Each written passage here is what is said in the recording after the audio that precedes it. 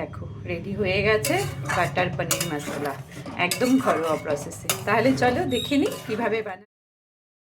Hello everyone, good afternoon. কেমন আছো সবাই? আমরা কিন্তু বেশ ভালো আছি। জানো বন্ধুরা, প্রভাস যখন আসে তখন মনে হয় ওর পছন্দের কিছু খাবার বানিয়ে দিই। সেই মতোই ও এত বেশি রুটিটা ভালোবাসে, আজ লাঞ্চে আমি ভাবলাম রুটি বানিয়ে দেবো।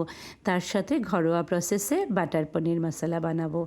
কড়াই বসিয়ে দিয়েছি, তার মধ্যে তেল দিয়ে কুচনো পেঁয়াজ, টমেটো কুচি, আদা রসুন পেস্ট দিয়ে দিলাম। তারপরেই যাবে লবণ, কাজু বাদাম, হলুদ গুঁড়ো, চিনি, কাশ্মীরি লঙ্কার গুঁড়ো। এইদিকে পনিরটা আমি এইভাবে কেটে নিয়ে একটা পাত্রের মধ্যে নর্মাল জল দিয়ে লবণ দিয়ে পনিরটাকে আমি ভিজিয়ে রাখবো।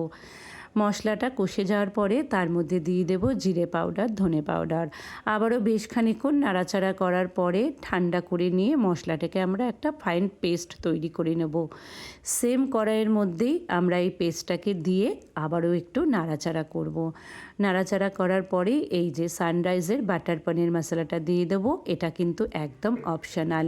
তারপরেই দিয়ে দেবো ভেজানো পনিরগুলো। আমি কিন্তু পনির ভাজবো না, পনির ভেজে নিলে আর কি একদম শক্ত হয়ে যায়।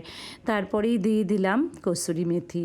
একটুখানি গরম জল অ্যাড করব, তোমরা কিন্তু ঠান্ডা জল অ্যাড করবে না। তারপরেই দিয়ে দিলাম সামান্য লাইট বাটার। বাটার পনির মশলা হবে, বাটার হবে না। আমার রেডি হয়ে গেল বাটার পনির মশলা।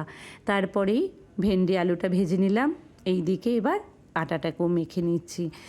আর কিছু মিষ্টি নিয়ে এসেছিলাম, প্রভাস যেহেতু মিষ্টি ভালোবাসে।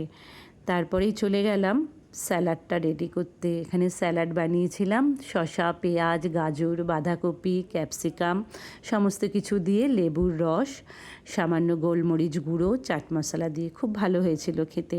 তারপরেই সোজা চলে এসেছি রুটি বানাতে। রুটি বানাচ্ছিলাম আর একটা কিছু বলছিলাম। এই দেখো বাটার পনির মশলা। আজ আমাদের লাঞ্চে আলু ভেন্ডি ভাজা আর গরম গরম রুটি, যার মধ্যে আছে অনেকটা ঘি, আর এখানে আছে স্যালাড। আমাদের লাঞ্চ মেনুটা কেমন লাগলো অবশ্যই জানাবে। এটা